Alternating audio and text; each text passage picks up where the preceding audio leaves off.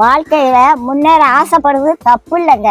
எதையாவது பண்ணி எப்படியாவது முன்னேறிடணும் அப்படிங்க நினைக்க கூடாது. அப்படி நினைச்சா ஏதாவது சிக்கல்ல மாட்டிக்கிடுவோம். கடவுள் உங்களை ஏத்த வேலையில உயர்த்த வருங்க. சில பேரு எப்படியாவது காசு பணத்தை சம்பாதிச்சிடணும், அப்பதான் வயசான காலத்துல நிம்மதியா உட்காந்து சாப்பிடலான்னு நினைப்பாங்க.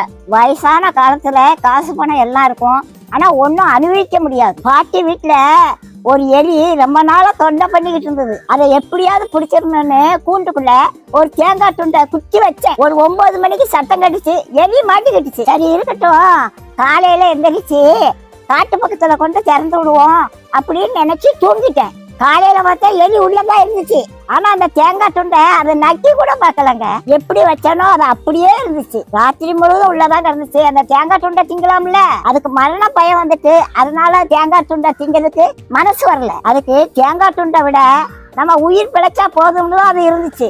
அதே மாதிரிதாங்க காசு பணத்தை சேர்த்து வச்சவங்க கடைசி காலத்துல ஒன்னையும் அனுபவிக்க மாட்டாங்க. லட்டை பார்த்த உடனே வாயில எச்சி வரும், ஆனா டாக்டர் சொன்னது ஞாபகத்துக்கு வரும், லட்டை தின்றாத சுகர் ஏறி போயிரும் அப்படின்னு சொல்லியிருக்காங்க. ஆசைப்பட்ட ஒரு லட்டை திங்க முடியல, காசு பணம் இருந்து என்ன செய்ய? கடவுளோட ஆசீர்வாதம் இருந்துச்சுன்னா கடைசி வரைக்கும் நல்லா சாப்பிடலாங்க.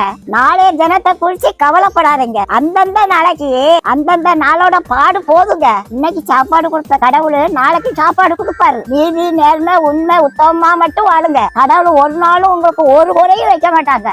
நம்ம எப்படி சம்பாதிக்கோங்கிறத கடவுள் பார்த்துக்கிட்டே இருக்காருங்க.